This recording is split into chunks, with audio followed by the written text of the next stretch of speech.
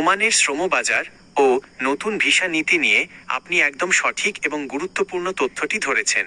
Oman সরকার বর্তমানে তাদের শ্রমবাজার এবং ভিসা ব্যবস্থায় বড় ধরনের পরিবর্তন এনেছে, যেখানে আইনি কড়াকড়ি এবং নিয়মের ব্যাপারে জিরো টলারেন্স নীতি নেওয়া হয়েছে। বাংলাদেশি কর্মীদের জন্য ওমানের ভিসা পুনরায় চালুর প্রক্রিয়া এবং নতুন নিয়মের মূল বিষয়গুলো নিচে তুলে ধরা হলো। ১. শ্রমবাজার চালু ও নতুন চুক্তি। ওমান সরকার ২০২৩ সাল থেকে অদক্ষ ও আধাদক্ষ কর্মীদের ওপর যে সাময়িক নিষেধাজ্ঞা দিয়েছিল তা তুলে নিয়ে বাংলাদেশের জন্য ওয়ার্ক ভিসা বা কাজের ভিসা পুনরায় চালু করার প্রক্রিয়া চূড়ান্ত করেছে। সম্প্রতি সরকারের উচ্চ পর্যায়ের দ্বিপাক্ষিক বৈঠকে ওমান প্রশাসন দ্রুতই এই ভিসা ব্যবস্থা চালু করার বিষয়ে ইতিবাচক আশ্বাস দিয়েছে। তবে এবারের পুরো প্রক্রিয়াটি হবে অত্যন্ত নিয়ন্ত্রিত এবং দক্ষতা নির্ভর। ২.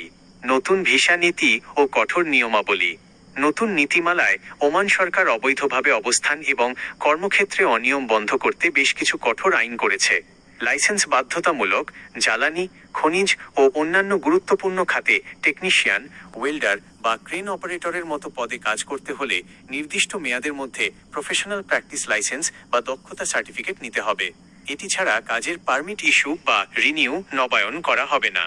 স্পন্সর বা কফিল পরিবর্তন।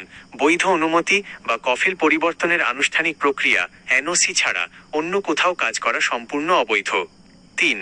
নিয়ম ভঙ্গ করলেই জরিমানা ও সাজা।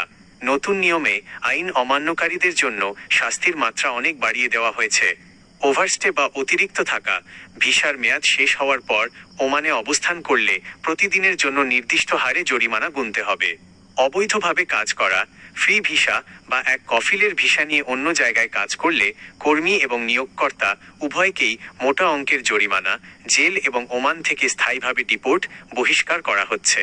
অবৈধদের জন্য সুযোগ, তবে যারা ইতিমধ্যে ওমানে অনিয়মিত বা নথিহীন হয়ে পড়েছেন তাদের জন্য জরিমানা ছাড়া বৈধ হওয়া কিংবা নিজ দেশে ফেরার জন্য বিশেষ সুযোগ বা সাধারণ ক্ষমা, গ্রেস পিরিয়ড ঘোষণা করা হয়েছে। গুরুত্বপূর্ণ পরামর্শ: ওমানের ভিসা চালু হওয়ার খবরে কোনো দালালের খপ্পরে পড়ে ফ্রি ভিসা বা ভুয়া আশ্বাসে অগ্রিম টাকা দেবেন না।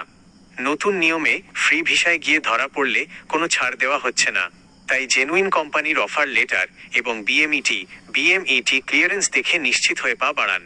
মালয়েশিয়ার পাশাপাশি ওমানের এই নতুন নিয়মের যে কোনো সুনির্দিষ্ট বিষয় বা কোনো নির্দিষ্ট পদের লাইসেন্স প্রক্রিয়া সম্পর্কে আপনার আরও জানার থাকলে বলতে পারেন।